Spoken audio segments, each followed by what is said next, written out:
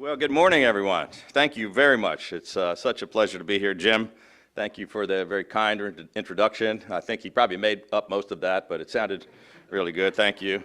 Neil, thank you for your warm welcome, and it's such an honor to be back here at St. A's. I want to thank the student ambassadors who greeted me when I pulled up outside today, and thank all of you for being here this morning.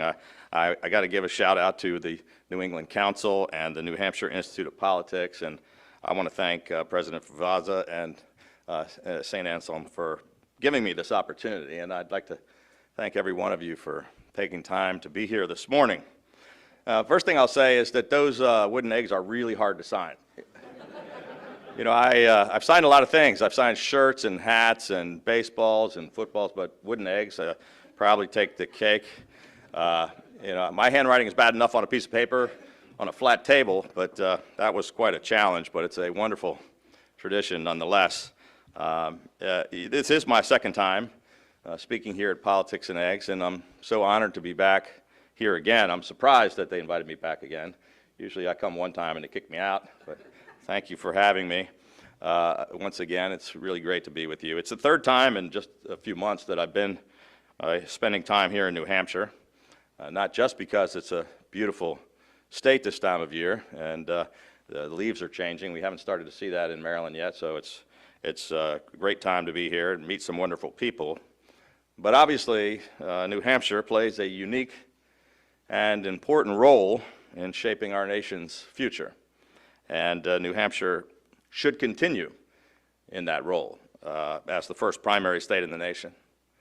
Granite Staters, regardless of their party affiliation, have a long tradition of taking that responsibility seriously and greeting every candidate or every out-of-town elected official with common decency and an open, independent mind. And that tradition, I think, is exemplified by this terrific event and by those iconic wooden eggs that I just signed. It's a tradition that also achieves even getting college students out of bed for an event that begins before 8 in the morning, which I want to thank all of the students for being here. I'll admit that I did not often achieve that feat when I was a college student at Florida State University. I like to sleep in a little bit. But the spirit of civic engagement found here in New Hampshire, I believe, really represents the best of our democracy, and we need more of it rather than less of it. So when I received the invitation to speak once again to Politics and Eggs about the future of our country, just a few weeks before another critically important election, I didn't hesitate at the opportunity. I was here in Manchester in August to headline an event for the New Hampshire Republican Caucus, because as a governor, I understand and believe that America's comeback will start with common sense conservative leadership in the states. In July, we were here to release our 5-point plan to provide Americans relief from crushing inflation, and it was based on things that we've already accomplished in our state of Maryland. I traveled all across New Hampshire to hear firsthand the concerns of hard-working Granite Staters on the front lines of the inflation crisis.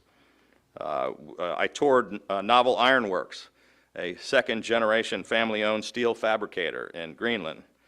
I drank beer with home builders in Portsmouth. I met with commercial realtors in Bedford. I had lunch with contractors in Manchester. And I heard from families all across the state who were being crushed by the rising cost of living and the worsening housing crisis, and I heard about their concerns and worries about being able to afford the cost of heating fuel this winter. And I heard from so many folks here in New Hampshire who have never been more concerned about the direction of our country. In 2014, I was hearing very similar concerns in my home state of Maryland. Back then, Maryland looked a lot like Washington does today. It was an arrogant, out-of-touch, one-party monopoly. They were calling Maryland the California of the East, and trust me, they did not mean that as a compliment. Maryland had raised taxes 43 times in a row. it crushed our economy. We lost 8,000 businesses, more than 100,000 jobs. And a Gallup poll came out that said 48% of all Marylanders wanted to leave the state. And at that point, I was just a small businessman, completely fed up with politics. I'd never held elective office before. But I was fed up enough to try to step up and do something about what was happening to the state that I loved. Now, the media, the political establishment, and the career politicians in Annapolis were all against me. We had very little money in a campaign because people didn't believe that we had a chance to win in the bluest state in America. Not a soul really believed that it was possible for a Republican to win in our state. We ran an underfunded, underdog campaign, built kind of a New Hampshire-style grassroots campaign effort where I just went around the state and met every single person I could multiple times and shook their hands and showed up everywhere and outworked everyone. And I talked about the issues that most people cared about. And I promised to get the government off our backs and out of our pockets so we could help grow our small businesses and put people back to work and turn our economy around. And we built a big tent coalition of Republicans, independents, and Reagan Democrats. And we pulled off the biggest surprise upset in America. And then we did something that rarely ever happens in politics today. We actually did exactly what we said we were going to do. We changed the entire mission of state government to be unabashedly pro-jobs and pro-business. We eliminated or rewrote thousands of job-killing regulations. I'm the only governor in America who got an overwhelmingly Democratic legislature, more than 70% in both houses. We got the legislature to cut taxes, and we did it 8 years in a row by $4.7 billion. I inherited a $5.1 billion deficit. We turned it into the largest surplus in state history, $5.5 billion in reserves, so more than a $10 billion turnaround. We took our state's overall economic performance from 49th out of 50 states to number 6. That was the biggest economic turnaround in America. And when politicians pandered to the far left dangerous lunacy of defund the police, I was the first elected leader in America to speak out loudly against it. And the reality is that our police are underfunded and under attack. And to reverse the rising tide of violent crime, we need to stop demonizing and sabotaging the dedicated men and women who risk their lives every single day to keep the rest of us safe, which is why I pushed for and enacted a Refund the Police initiative, which invested $500 million more into state and local police. And now others all across America are following our lead. 2015, I had only been governor for 89 days when the worst violence in 47 years broke out in our largest city of Baltimore. And the mayor said that she wanted to give the rioters, quote, room to destroy. And I instead immediately declared a state of emergency. I sent in an additional 1,000 police officers and 4,000 members of the National Guard into the city. I was following the Reagan doctrine of peace through strength. We allowed for peaceful protests, but we immediately stopped the violence. And then I walked the streets of Baltimore for a week, meeting with community leaders and faith leaders and the NAACP. We worked hard to lower the temperature and to listen to the concerns. And the people of Baltimore thanked me for restoring peace and law and order to their community. And they knew that we had their backs and that I would never put politics before public safety. And then in the summer of 2020, when cities all across America were facing unrest, Baltimore was relatively peaceful. And city residents worked with us to keep Baltimore safe. Now, we didn't accomplish any of this by resorting to the phony partisan posturing that is so typical in this age of performative politics. In my first inaugural address in 2015, I pledged that the politics that have divided our nation need not divide our state, and they haven't. we have achieved common sense, bipartisan solutions that work for all the people of our state. And while most Americans believe that our nation is way off track, the overwhelming majority of Marylanders believe that our state is headed in the right direction. In 2018, when Republicans were getting wiped out all across the country, in our deep blue state with a big blue wave and a big blue year, I became only the second Republican governor to be reelected in the entire 242-year history of our state. And we have completely debunked the false narrative that the way you vote is predetermined by the color of your skin, where you live, where you were born, or where you worship. We succeeded by growing the tent and by convincing voters that we had the right ideas and the competence to actually get things done. And over the past 8 years, just down the road from our nation's capital, we have already shown a better path forward. And if we can do it in Maryland, then there's really no place in America where these very same principles will not succeed. America is at a critical turning point. In Washington, the Democratic Party is dragging us in a far left direction that America does not want and cannot afford. Now, Joe Biden said he would govern from the center, but instead he caters to the far left extremes of his party. And he flails from crisis to crisis, showing weakness to the world. Biden promised to work toward uniting the country, but instead he attacks millions of Americans who voted against him as a threat to democracy. While America is beset by out-of-control inflation and energy crisis is hurting struggling families and small businesses, and violent crime is devastating our cities and communities, the Biden administration jams through a reckless grab bag of progressive wish list items, massive spending and tax hikes, and handouts to special interests. Instead of developing our nation's abundant energy supply and increasing domestic production, the Biden administration goes hat in hand, begging a dictator in Venezuela for oil. Around the world, America's enemies are emboldened and on the march. Russia invades a peaceful neighbor and threatens the United States and our NATO allies for supporting the freedom of the brave people of Ukraine. China steals our intellectual property and makes common cause with our enemies around the world. North Korea and Iran threaten the peace, stability, and security of the world as emerging nuclear powers and reckless aggressors and enemies of freedom. After the disastrous withdrawal from Afghanistan, our allies question whether they should still trust us, and our enemies question whether they should still fear us. The majority of Americans today believe that our nation is way off track and heading in the wrong direction.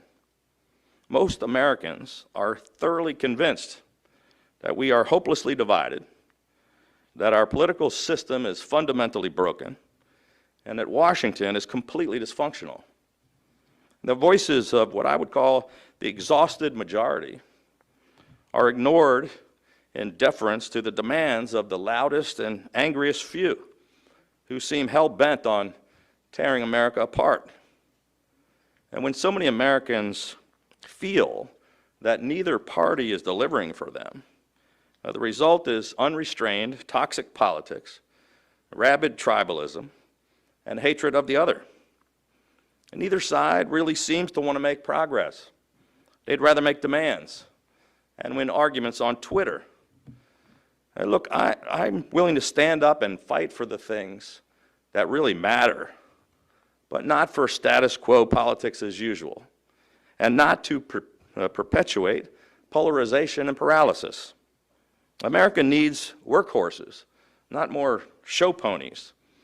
It's time for less talk and more action. You know, I don't come from the performative arts school of politics. I come from the get to work and get things done school of politics. And I'll work with anyone who wants to do the people's business. I recently returned from a 2-week trade mission to Japan and South Korea.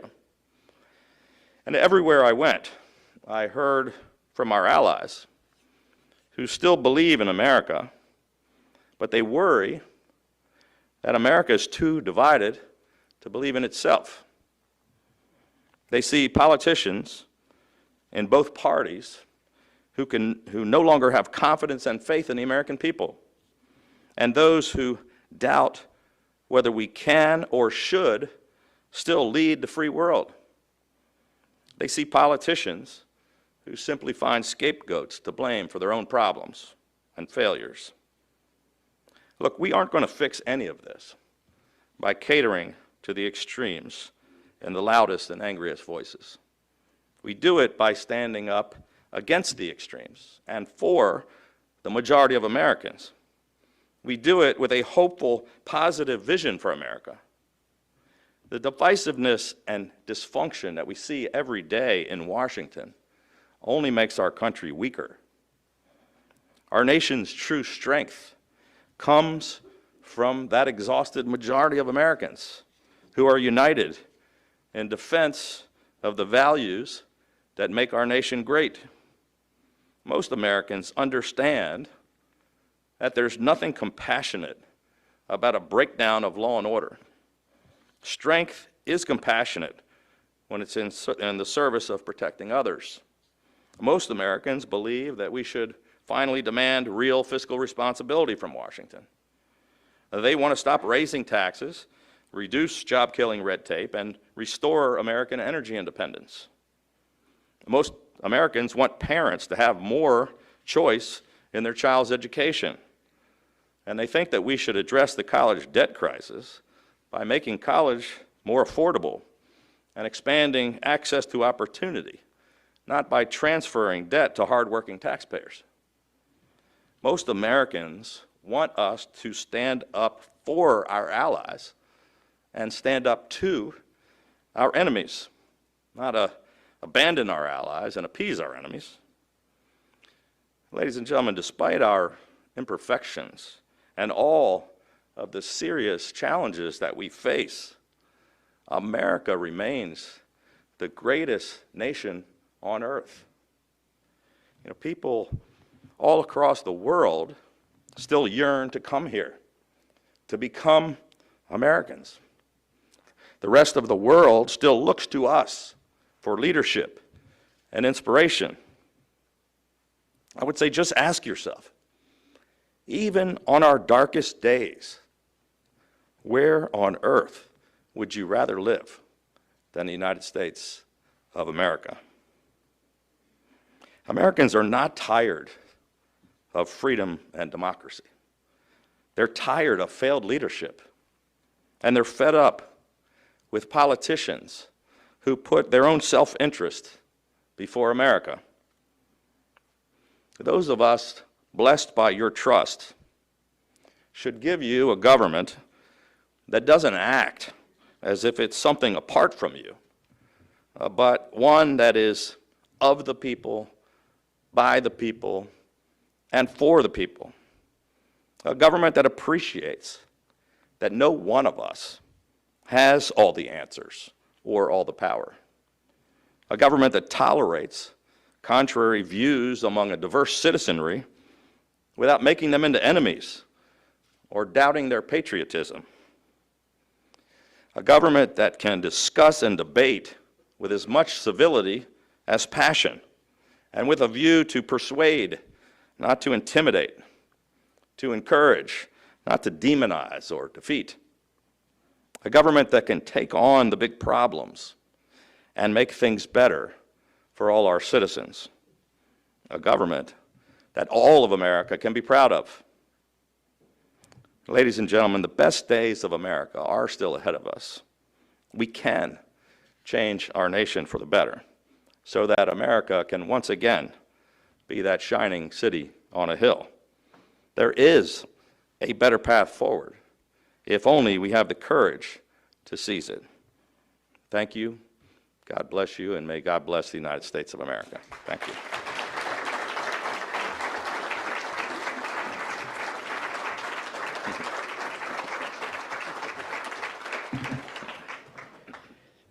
We have time for some questions, and if you you raise your hand, identify yourself so Governor knows who you are.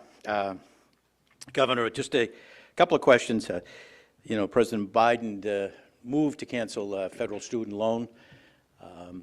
You were pretty strong in your opposition to that move. Can you just explain in more detail? Sure. Yeah, look, I think that student debt is a serious problem in America, and many people are overburdened with debt, and I think it's an issue we should try to address, and we've tried to address it in a number of ways. But passing on the debt from people who had the opportunity and privilege to go get a college degree and took on that debt and transferring it over to hardworking people, struggling taxpayers, middle-class families who didn't maybe have that opportunity, doesn't seem fair. So what we've done in our state is we worked hard to make our 17 colleges and universities more affordable, to hold the line on tuition increases. We proposed legislation to allow people to deduct the interest on their student loans off of their state taxes. We've tried to work to alternative pathways to careers and success with 28 new apprenticeship programs, including things like cybersecurity and healthcare fields. And we put record funding into our colleges and universities, but also our community colleges. And not everyone has the opportunity to come to this tremendous tradition here at St. A's. Or I spoke last night to Harvard. I mean, they're wonderful institutions, but everybody doesn't have to have a four-year degree. There are people moving on to very successful careers by learning skills that are needed for the 21st century. So I think I was against I think the president overstepped his bounds, his executive authority. I don't think he has the authority to waive all those student loans, and I think probably Congress should act to limit that in the future so that people don't expect that all of their loans are going to be wiped out just with a stroke of a pen. One of the most pressing issues that we just can't seem to get our arms around and trying to find a solution is immigration. Some of your fellow governors in other parts of the country have taken immigration to a higher level and sending some of the newly arrived immigrants to different parts of this country. Your thoughts on how we can address this issue? There are some people out there that believe that the issue is more important than the solution. Just keep the issue alive. Your thoughts on how we can seriously address the issue?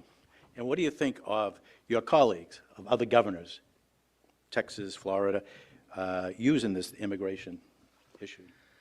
Well, obviously, immigration is a huge issue and problem that has not been addressed by either party or by any of our leaders for a long time. I mean, I was a chairman of Youth for Reagan back in 1980, and I can tell you that Reagan talked about fixing immigration, and we've been talking about it ever since. It doesn't matter who's in charge of Congress or who the president is. It's something that we all agree is a problem and an issue, but we don't seem to come up with any kind of a bipartisan common sense solution. And I think most people would agree that we need a secure border to begin with, and we've got to stop, open borders and having, human trafficking and dangerous drugs and people crossing the border is not the answer. That's some of my Democratic friends think that's the answer. Republicans are demonizing the issue, and look, I think we've got to secure the border and then find a pathway to citizenship. We've got to look at a process that we have huge shortages in certain workforce problems in industries all across America that we could solve by trying to fix that immigration problem and bringing in the people we actually need to do jobs that Americans don't want. But I think it's a mistake. I talked to my governor colleagues about this. I did join in with 23 other governors with a border strike force to try to secure the border because I think the federal government is failing in that regard. But I thought it was a mistake to, basically I think do publicity stunts of busing people out of from the border up to other states. And I know, I said, they put thousands of them in Washington D.C., which is right next to my state, and I reminded my colleagues that we didn't have Border Patrol at the Maryland D.C. line and that they were dropping these thousands of folks in buses. They were crossing into my state, and it was now a problem I had to deal with rather than them. And I know Governor DeSantis, who had nothing to do with the issue, when after Governor Abbott was doing it in Texas, he went to Texas and basically, grabbed 50 people and sent them to Martha's Vineyard as a publicity stunt. And I think it was a terrible idea. Let's just, try to address the issue seriously and fix the problem rather than trying to get on TV. It's back to what I was saying earlier about the performative politics. It's not a serious discussion. It's not a good solution. You've mentioned that inflation is one of the biggest issues that we face right now. What can a president do to address the inflation? Some people believe that it's really the job of the Federal Reserve to spend their time addressing it, but what do you think the president can do to address it? Well, there aren't any easy solutions, but obviously the Federal Reserve has taken some action. But it took a while, setting the tone and letting people know what the problem is and how you might go about fixing it is kind of important. And I think that was a failure of the Biden administration for a long time. They said there was no inflation problem and wasn't going to be an inflation problem. They kept downplaying it. And then they changed their message to, well, sure, we're going to have some inflation, but it's transitory and it's not going to be a serious problem. And now they're like, oh, heck, it looks like we're going to have a really bad inflation problem, but we don't know what to do about it. So I think, it's going to take, smarter people than me and maybe some of the smart students in this room. We've got to figure out how to really go after addressing the problem. But we experience inflation already. We have supply chain crisis. We're not producing our domestic energy. The cost of everything is rising. We're faced with the possible recession ahead. And I think the folks in Washington, both in the executive branch and in the legislative branch, this should be their top focus. I think it's the number one concern of people in America, but it's not the number one concern of the people in Washington. Questions? Anyone want to identify yourself? Hi, Representative Matt Pitaro, representing Allenstown, New Hampshire, in our State House. Part of your speech, you talked about convincing a Democratic supermajority in your state legislature to vote for tax decreases. I'm wondering if you could expand on that a little bit. Sure. Well, it goes to my philosophy of, we passionately disagree, and I don't want to give you the false impression that my progressive legislature agrees to everything that I want to do or that I agree with everything that they try to pass. We still we still have some squabbles. We just try to do it in a fairly respectful way without, just getting into a battle where you're calling each other names. But we came together, and so we cut taxes, tolls, and fees 8 years in a row. And some of it I could do on my own with the fees and the tolls, but the taxes I can't cut without the legislature. And we didn't succeed on every chance we tried to cut taxes, but we stopped every single tax increase for 8 years. I saw myself as like kind of playing goalie, stopping bad things from happening in addition to trying to make good things happen. But yeah, last year we passed the largest tax cut in state history. And it was the pitch that I made was because of the pandemic and the struggles we had, that people were suffering, small business owners and hardworking families, and so we had a $1.46 billion tax relief. Because we had turned our economy around and we had such a huge surplus, we were able to give some of it back to the taxpayers. It passed nearly unanimously, Republicans and Democrats, and that was the biggest tax cut in history until this year, when we passed $1.86 billion in tax cuts, which is now the biggest tax cut in history, and we got nearly everybody on board with that, and that was including the Retirement Tax Elimination Act. I've been talking about this for 8 years, and I finally got it done in my last session. People were leaving our state because, they could move to next door to Delaware, they could move to Florida or any other number of southern states and not pay income on their retirement income, and Maryland was taxing them, and so they're going to phase it in rather than doing it all at once like I wanted to do, but we're going to eliminate the retirement tax, and we're going to basically trying to take the burden off of lower income folks, struggling middle class folks, and retirees and small business owners, all of whom have been struggling, and we don't want the government to be a bigger problem. And I convinced my legislature because, I mentioned about the approval ratings, and when you have a 73% approval rating, including 70% among Democrats, and 74 among Republicans, and 77 with independents, the Democrats in the legislature pay attention. And they listen. The public was behind all of these things we tried to do, and by huge numbers. 70, 80% of the people in the state agree with what I was saying. Even though they didn't want to do it, they decided it was a smart thing to do. Do we have another softball question for the governor? Yes, ma'am. Down front. Oh, Rita Mattson. You say that, so I live over in Dublin, and in Keene, they are dropping people off in the middle of the night in black vans with windows blacked out, and nobody knows about it. So you're calling it a publicity stunt that they drop people off in the middle of the day, someplace that is a sanctuary city, and you think that's a publicity stunt. And I'm saying, what are we going to do to draw people's attention to this and get the border closed? Yeah, well, no, I agree. That's what I said in my earlier answer. That's why I joined 23 other governors and the Border Strike Force in calling on the Biden administration to completely reverse their immigration policy. And we do need to close the border. And I understand the frustration, and I have had this conversation with Governor Abbott in Texas, the frustration of the federal government's doing nothing, and the states are having to do the federal government's job. And I just don't, and Governor Abbott is trying to get thousands of people out of his state and dropping thousands of them. And Washington did get a lot of attention. I didn't like the most recent stunt, really, when somebody that was taking people from a different state and one busload and dropping them in New England. That really was just to get attention, I think. It didn't solve any problem. There are tens of thousands of people crossing the border and 50 people dropping off in Martha's Vineyard. I don't think it's going to fix it. Other questions? Former United States Congressman Michael Harrington, I have a who I believe microphone for you. served with your dad Oh, on the Judiciary Sorry. Committee in 1970. Governor, we've established my dated history and appreciate the reference again. You have 330 million people in this country, and I'd suggest those that are putting their hands up this afternoon on the Constitution or elsewhere know more about the Constitution of this country than most of the people, including myself, in this room. Country needs, in my opinion, boot camp when it comes to civics, and it ought not be basically the way of supplementing the local high school coach's football salary. Yeah. What are your thoughts? I'm looking at public service due as a part of your birthright here in this country. Yes. But in general, looking out as a partisan, take a look at the barren Democratic bench looking at 2024.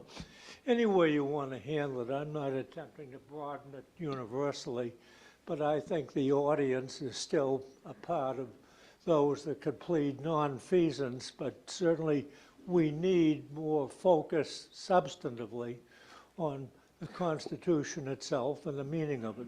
Well, thank you very much, Congressman, and I agree with you. And I think civics education and teaching our young people at the earliest age possible about what the country is all about and understanding the Constitution and the founding principles of the nation. I think we have gotten away from that, and we've been pushing. I think some group recognized this as having in Maryland the best civics program in the country, the most balanced, or something to that effect. I'll have to go back and check what the award was, but it is something that we're focused on. And I look around the room, there's so many of our young people, the students here today, and they really are the future of this country. And the ones here obviously are focused and interested in politics and public service, but not enough young people are.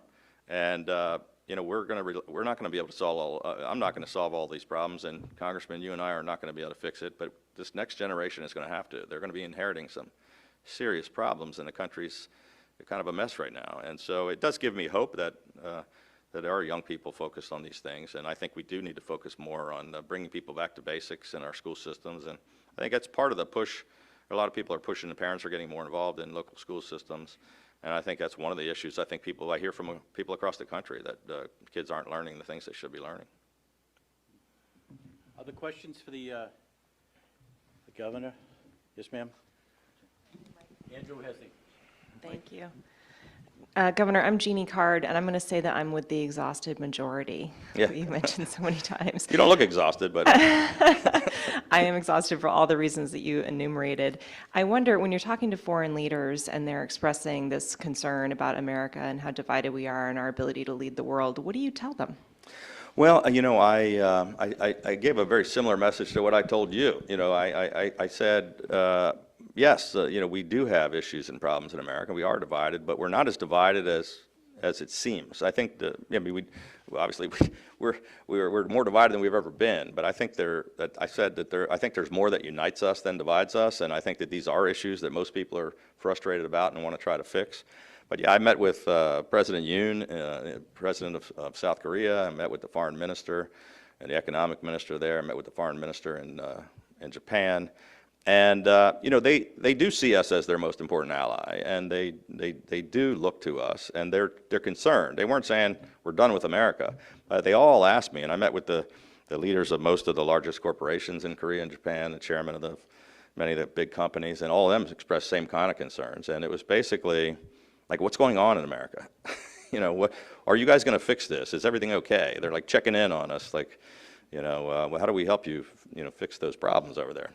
But I think we have to get back to being the leaders in the world that we have been in the past. And I'm not saying we have to fix everybody's problems or being the police for the world, but I think we need to get back to the country that everybody respects and trusts and believes that allies believe we're going to be there for them and we're going to stand up for them, and enemies say, maybe we don't want to mess with those guys.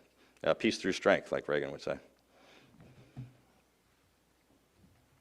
Do you give President Biden credit for the way he's handled Ukraine, and in particular, keeping NATO together?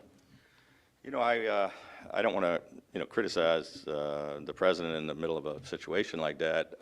I give him some credit for taking it seriously. I think he was slow to react and a little bit hesitant in some of the actions that he took. I really give credit to President Zelensky, who I think has done more to unite NATO and to unite people around the world by his brave, courageous stand against a really difficult enemy. I mean, it's just been amazing. And, I think it's a tough situation. There's no easy answers, and you don't want to, Russia is very unstable. There's no telling what the next steps are going to be.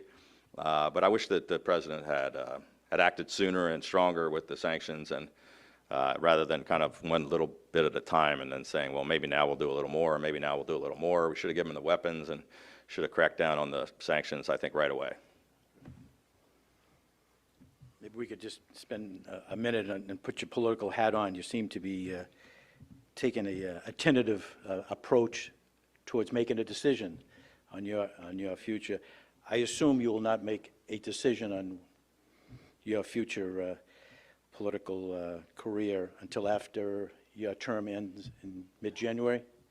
So just taking a step back, with President Trump, if he does get into the race, what's the lane, what's the avenue for you that would make you a strong, viable candidate? Well, thank you.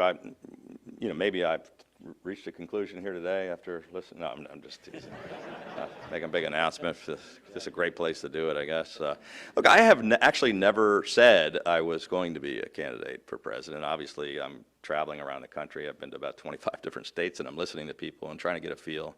I care very deeply about, getting the Republican Party back to winning elections again. I think a competitive, two-party system is essential to our democracy. I'm concerned about the direction of the country, and so I'm going to be a voice somehow. I'm going to do everything I can to be a part of getting the country back on track. I don't know what that path is going to take, frankly. Obviously, I'm here because I want to hear from folks in New Hampshire, and I want to, talk about the things that I care about. But I promised the people of my state, who have elected me twice, that I was going to finish the job, and I really am. I'm running through the tape. I'm working every day. I've been to every one of our jurisdictions. I'm rolling out new things every day, and I have a job until January 18th. And I think we're going to take a look at what happens in this November election that's coming up next month, just weeks away, and see what the results of that, and the dust will settle.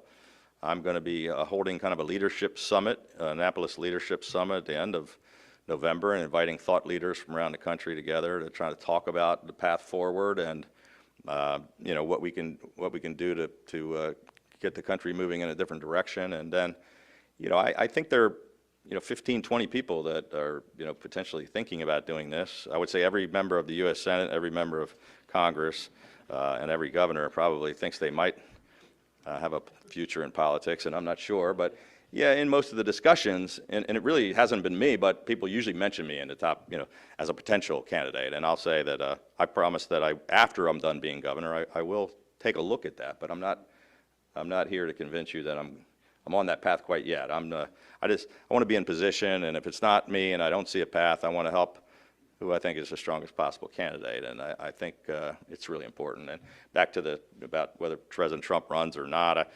I'm not a prognosticator or a pundit. I don't know. I mean, I think it could go either way, and no one's going to influence his decision. If he wants to, he's going to. I don't know that he will. frankly, I'm not sure President Biden is going to run. So it's quite possible that both Republican and Democratic primaries are wide open.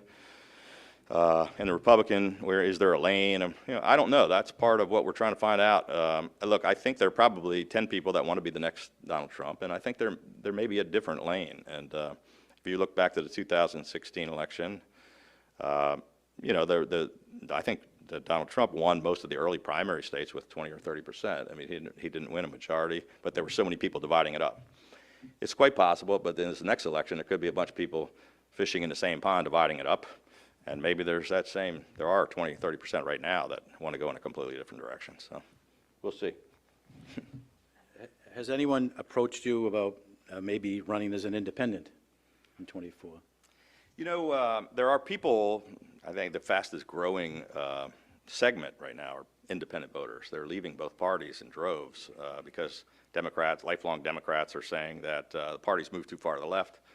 Some lifelong Republicans are, kind of fed up with what they see as, going in the wrong direction in their party. So I get the frustration of people saying, well, what about an independent? And certainly people have asked me the question just like you did, but nobody's really talked to me about it. It's not something I'm interested in. I ran an independent campaign to become governor of Maryland, but I ran as a Republican, and I just had a message that appealed to just as many independents and Democrats, and that's how we were able to pull off a win in a very blue state. And I think that's the right way to go, trying to actually unite people, but I think you have to do it through the existing parties.